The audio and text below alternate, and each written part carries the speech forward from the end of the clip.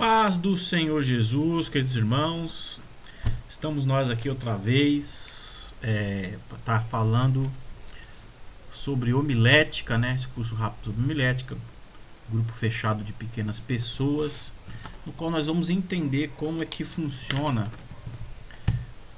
na hora de criar um sermão, tá? Antes de estar aqui nessa aula, eu gostaria de passar para vocês alguns escritores que eu gosto muito que falam sobre esse assunto. Um deles é o Gilton Moraes, tá? Não sei se os irmãos vão estar vendo aqui. Gilton Moraes. O John Broadus também é muito bom. John Broadus, tem o Hernandes Dias Lopes, que é muito bom, apesar que o Hernandes Dias Lopes ele não ensina como pregar, como criar um sermão, né? Ele faz uma defesa da pregação expositiva. Alguns outros autores que nós vamos estar vendo aqui sobre esse tema importante. Curso de homilética rápido. E agora nós vamos estar falando sobre os princípios da homilética, ok? Antes de nós entendermos como é chegar no ponto final, porque quando a gente está no púlpito, a gente enxerga já o sermão pronto, já feito, né? E como que é que a pessoa conseguiu chegar nos grandes pregadores aí, né? Por exemplo, pregação temática, que é mais pregada, né? A gente temos aí grandes pregadores, o Abílio Santana, o Ezequiel Rodrigues, Camila Barros, o Samuel Procópio, todos os pregadores temáticos, né? Textual, o maior pregador textual que nós tivemos acesso assim foi o Charles Haddon Spurgeon, né? Conhecido como lá na Inglaterra se lê primeiramente o sobrenome. Então era Haddon Charles Spurgeon, né? E foi um grande pregador textual, fantástico, né? Também um grande pregador assim, da área expositiva, eu acho que a gente tem na atualidade. Eu acho que o Hernandes Dias Lopes é um exemplo aí de pregação expositiva. Mas como é que eles conseguem chegar a esse ponto de excelência assim, no estilo que eles escolheram? Porque eles conhecem a homilética a fundo, né? Estudam a homilética, compreendem o que é a homilética, os princípios da homilética, o que é, de onde surgiu, como funciona, Então eles estudaram muito tempo para chegar nesse ponto de entendimento, tá? E para compreender o que é homilética, a gente precisa saber o que é homilética, tá? A palavra homilética, ela saiu da ideia da mitologia grega, quando os gregos começaram a discursar a respeito da filosofia. Eles tiraram essa palavra homilética daquele deus pagão, né? Eles acreditavam do Hermes, né? Que fazia a conexão entre os titãs, que são os Zeus, né? E os titãs que moravam no Tártaro, na Ilha das Flores, né? No céu, na ideia deles, o Tártaro é onde estava o Hades. E o Hermes era um titã que ele era responsável para fazer a mensagem, trazer a mensagem, levar a mensagem do que os Zeus queria para os titãs terrenos e para os seres humanos. Então Hermes tinha essa na mitologia grega tinha essa função. Daí saiu a palavra homilética, tá? Que no grego significa homilecticos, no latim é o homilecticus. E o significado de homilética é uma conversa no discurso. E um dos grandes entendidos da área de homilética no mundo, que é o João Morana, Ele definiu a homilética. Ele disse que a homilética é a arte e é a ciência da pregação. Tá? Quando a gente formos chegar no final desse curso aqui de 4 meses, a gente vai entender que realmente eles têm razão em falar isso, né? É a arte e a ciência da pregação. Nelson Kirks, ele diz o seguinte, ele diz que a homilética, ela é a ciência que se preocupa com a pregação, que se ocupa da pregação. E de modo particular, porque ele vai usar a prédica,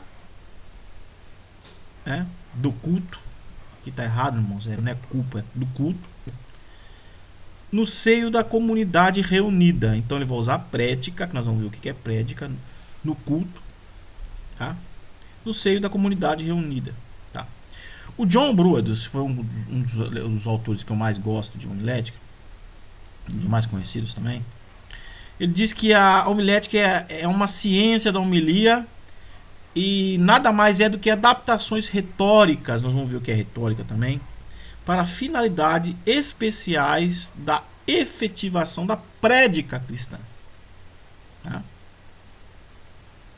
O John Broadus vai dizer isso, vai dizer o seguinte, que a homilética ela usa a retórica, tá, para finalidades especiais na prédica cristã.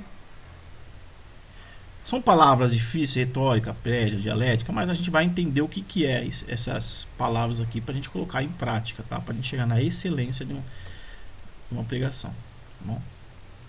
E o William Jones ele vai dizer que é a arte da pregação. Então esses autores aqui conhecidos na área de homilética mundialmente, né?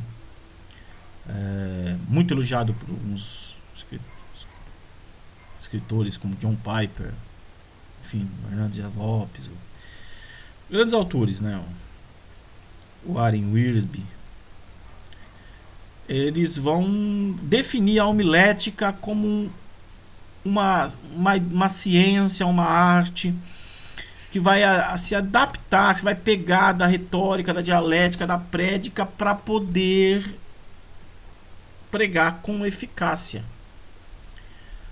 Porque pregar é uma arte. Pregar é uma arte, irmãos. Quem prega e prega bem, ele tem um domínio do que está sendo feito, do que vai ser falado.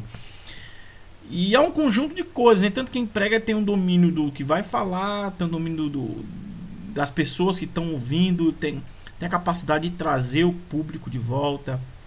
Nós vamos ver tudo isso na construção dessa arte tão importante para a igreja brasileira, né? Como é que funciona a construção da homilética? Lembra? Nós falamos de prédica e retórica. A construção da homilética ela tem 3 princípios fundamentais para quem quer pregar. A homilética ela usa a prédica bíblica, porque nós usamos a Bíblia como base. Nós usamos texto bíblico como base, tá? E nós usamos de que maneira que nós tiramos da prédica judaica a leitura da Bíblia, tá? Por exemplo, onde se teve mais ênfase na pregação bíblica? Em toda a Bíblia. Quando Deus deu a Torá, a lei, a pregação bíblica dos profetas era em cima da Torá, tá? Eles usavam a Midrash, tá? Que é a Mishnah. Eles usavam a Halaká e a Kabbalah, tá? A Midrash é a leitura simples, a Halaká é a leitura de visão e a Kabbalah é a leitura mística da Torá. Então eles faziam a pregação da prédica bíblica. E a ênfase maior da pregação prédica da Bíblia é quando eles catavam a lei e faziam assim diz o Senhor e faziam essa aplicação da Torá do que Deus tinha falado, tá? Então, primeiro princípio principal da homilética, da construção da homilia, é a prédica bíblica, porque nós somos cristãos, então a Bíblia é a base para a gente construir um bom sermão. Segundo, é a dialética grega. Mas, pastor, o que é dialética grega? Dialética é o processo em que os gregos construíram entre debate entre os seus locutores e interlocutores, e eles estavam comprometidos nesse debate em trazer a verdade do que estava sendo falado, no qual a mente se eleva. Olha, a mente se eleva gradativamente, ou seja, ele está dando a ideia de que a dialética, com essa discussão da dialética, a mente se eleva, o conhecimento se eleva, as pessoas absorvem mais conhecimento, tá? E dá a esse conhecimento aparências sensíveis às realidades inteligíveis ou ideias. Ou seja, a dialética ela é responsável para você pesquisar, buscar, entrar em discussão, crescer, ler livro, você levar a sua mente. Você não está conformado nunca com aquilo que você aprendeu. Sempre você vai querer aprender mais, tá? E você pega tudo isso que você aprendeu na dialética grega, tá? Estou falando de dialética grega, e traz as realidades inteligíveis ou ideia, tá? Mas como é que você vai fazer essa dialética? Você vai fazer na Bíblia. Você vai ler a Bíblia. Bem, perdão. E o que é retórica? A retórica, ela foi usada é usada até hoje no direito romano. Nós sabemos que nós estamos no Brasil, então o Brasil ele usa o sistema romano de direito. Então, quando você for num tribunal, você vai ver o advogado defendendo o acusado e o promotor acusando, e o juiz entre os dois. Então, geralmente, um bom advogado ele é muito bom em retórica, tá?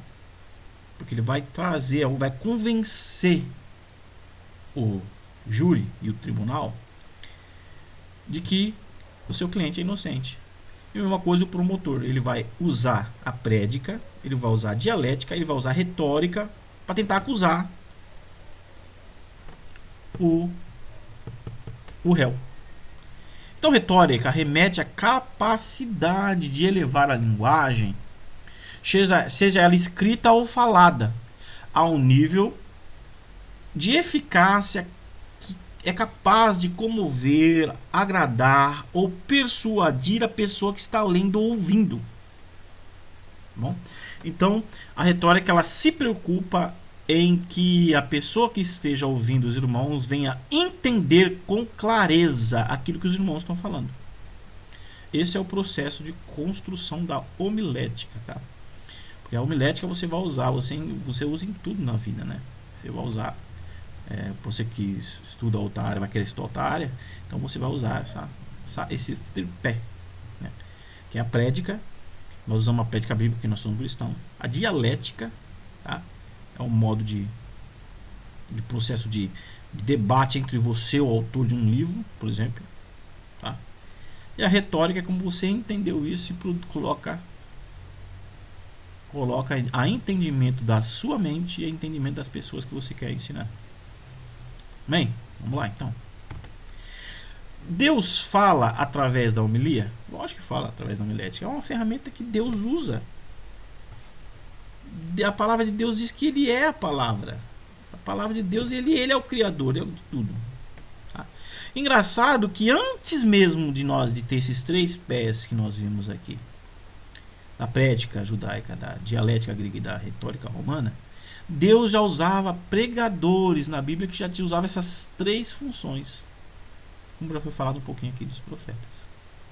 Por exemplo, no Antigo Testamento, olha os pregadores que usavam: Moisés, Elias, Jeremias, Ezequiel, Daniel, Amós, enfim. Todos os profetas usavam esse processo de interlocução, de pregar a palavra de Deus. Já no Novo Testamento, João Batista, Paulo, Pedro, Lucas, Tiago, Estevão e etc. Todos eles usavam o sistema. Mas quem usou mais isso daí foi Paulo, né? Porque Paulo estava muito mais próximo, e Deus escolheu ele para ser apóstolo dos gentios, porque Paulo ele já estava muito mais próximo a esse estilo de discurso. Se os irmãos vão ver lá na frente o discurso de Paulo em Atenas, ali tem tudo, né? Tem a prédica, tem a dialética, tem a retórica, tem introdução, tem perulação, tem primeira, segunda, terceira aproximação, tem conclusão, tem tudo. no que nós estamos falando aqui, Paulo usava. Tá? E o mestre, o Senhor do Senhor, Jesus é Deus, né, irmãos? Jesus é Deus, Jesus ele é Deus. Jesus ele usou todos os estilos de pregação. Todos. Perfeitamente. Não tem ninguém mais perfeito que Jesus. E Jesus ele é tão Deus, porque ele não é somente a pessoa no qual nós pregamos, mas também ele é a pessoa que fala por intermédio da gente. Jesus é a prédica, Jesus é a nossa dialética, Jesus é a nossa retórica. Então a gente precisa fazer isso com excelência para a gente fazer o de melhor para Jesus, porque ele nos usa. Amém? Veja bem, nós vimos o Antigo Testamento, Novo Testamento, o Senhor Jesus que é Deus. A gente vamos ver agora os pais apostólicos. Quem foram os grandes pregadores da era dos pais apostólicos? Clemente de Roma, Inácio de Antioquia, Policarpo de Esmina. São grandes pregadores. Grandes pregadores. Esses homens. Perfeitamente grandes pregadores. E em 1 Coríntios capítulo 1, versículo 21 diz o seguinte: visto como na sabedoria de Deus o mundo não conheceu a Deus pela sua sabedoria, ou seja, Deus revelou tudo ao mundo, mas só que a sabedoria de Deus é a natureza, tudo que Deus revelou, só que o mundo não conheceu. Então aprove a Deus salvar os crentes pela loucura da pregação. E que loucura da pregação? É o evangelho da cruz. O evangelho da cruz é no qual nós pregamos. A salvação vem pela cruz de Cristo, no qual nós pregamos. Tá? A humanidade viu as maravilhas que Deus criou, céus, terras, tudo. Maravilha, universo, coisa maravilhosa. Deus criou. Mas não conheceram a Deus, então pela loucura da pregação, nós enviamos a palavra de Deus com eloquência, com homilia, com homilética perfeita. Por isso é importante a gente estudar cada vez mais para a gente aplicar melhor aquilo que o Senhor Jesus nos entregou nas nossas mãos. Amém? A loucura da pregação do Senhor Jesus Cristo é que salva. Então Deus usa os pequeninos para salvar os grandes. Amém? Vamos embora. Homilética com eficácia. Olha só, a gente vai ver que esses grandes homens aí que eu estou citando agora, todos eles eram mestres em homilética. Todos eles eram mestres em homilética. Entraram para a história. Eles entraram para a história porque eles levaram a sério o estudo da palavra de Deus. Levaram a sério aquilo que nós estamos fazendo aqui hoje. Então nada em volta, estamos levando a sério. Dentre os homens que se converteram ao cristianismo, que deram contribuição para a arte da pregação, nós vamos destacar Clemente de Alexandria,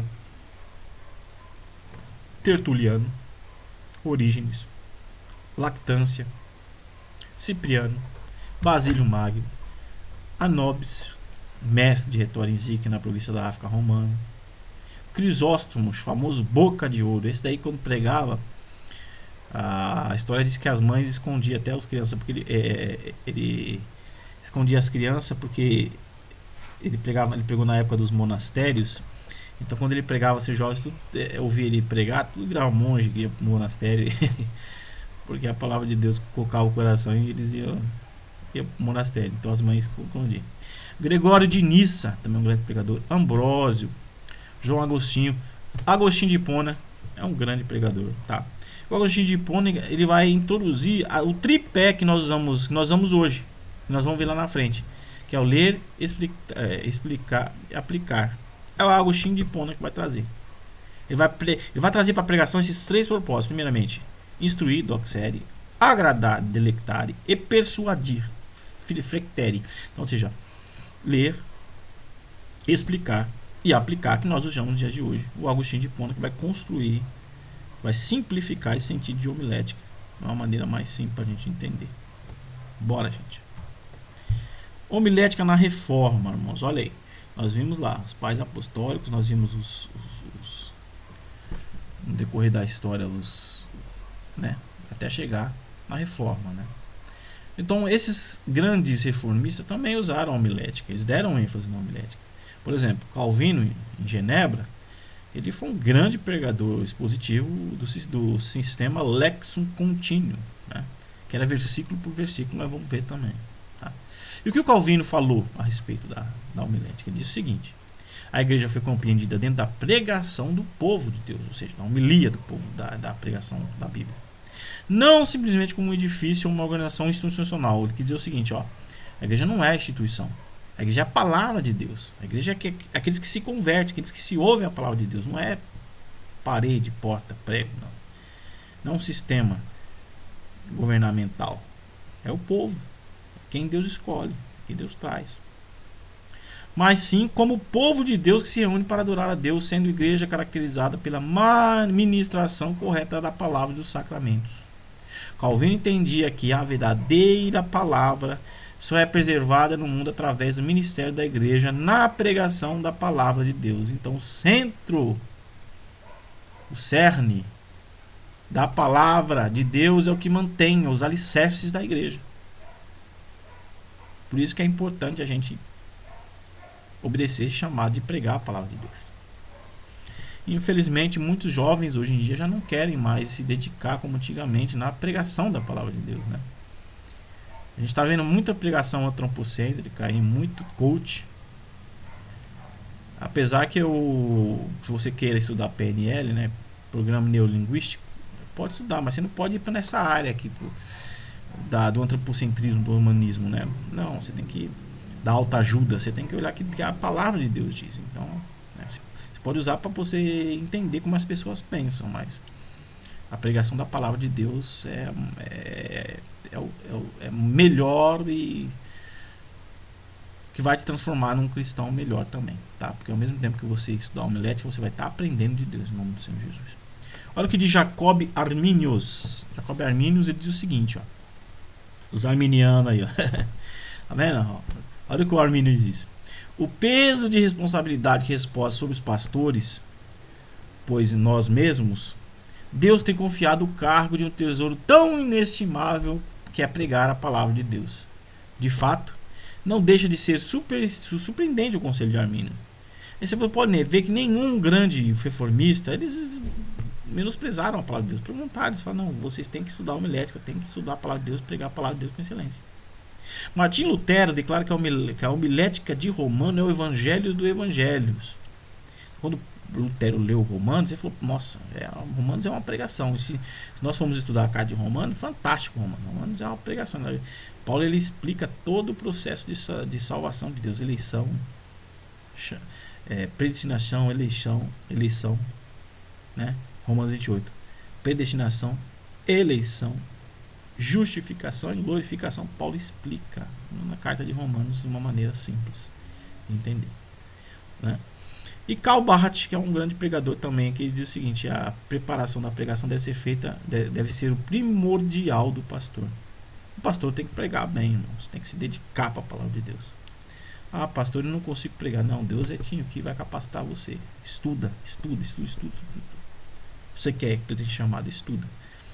Porque amanhã você vai ser um grande pregador, né? Não menospreze esse chamado, não, que Deus vai te dar a vitória no nome de Jesus. E o Karl Barth vai dizer que a pregação a preparação da pregação deve ser o primordial do pastor. Isso aí. O pastor tem que ser bom de pregação, né? Então, vamos embora. A construção da prática da homilética. A gente vai entender, ó. Como é que a gente constrói na prática a homilética? A gente precisa entender que existem 4 passos na homilética, tá? Bem aplicada. A primeira é a leitura, que nós chamamos de exegese. A segunda é a interpretação, que nós chamamos de hermenêutica. A terceira é a organização, é quando você vai organizar o esboço. A organização você tem que saber se vai organizar. Por exemplo, se você vai pregar textualmente, aquele texto de João 3,16, porque Deus amou o mundo de tal maneira que deu seu Filho único para todo aquele que nele crê não pereça. Você vai usar os verbos, porque Deus amou. Então Deus amou o mundo.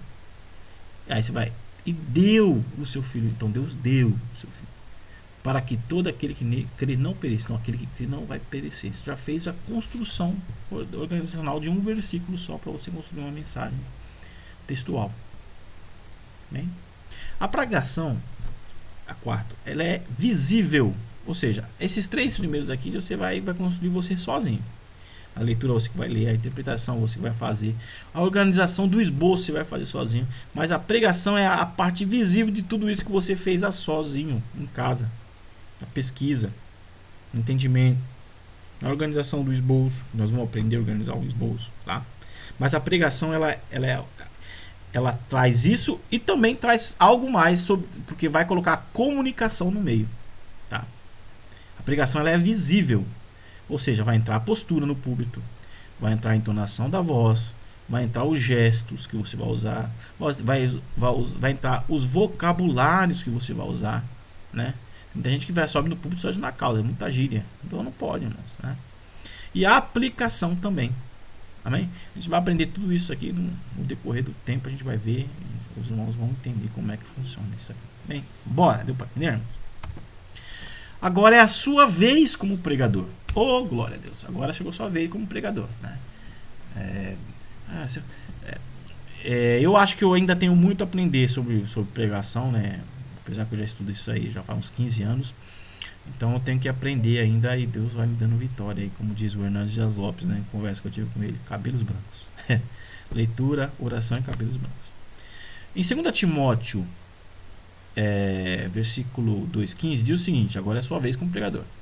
Procura-te apresentar-te a Deus aprovado, como obreiro que não tem de se envergonhar e que maneje bem a palavra da verdade. Então, 5 pontos que a gente precisa pegar desse que é a sua vez agora de pregar, tá? O primeiro ponto é que a autoridade da mensagem deve apontar a Cristo, tá? Lembra da prédica? É isso, a prédica é isso, é apontar a Cristo. Segundo, pregar é ter inspiração e capacitação vinda de Deus. Tem muita gente que quer pregar e não tem o chamado, irmãos. Não tem. A gente percebe, a pessoa até prega assim, mas não tem um chamado. Então tem que ter a inspiração e a capacitação do Espírito Santo.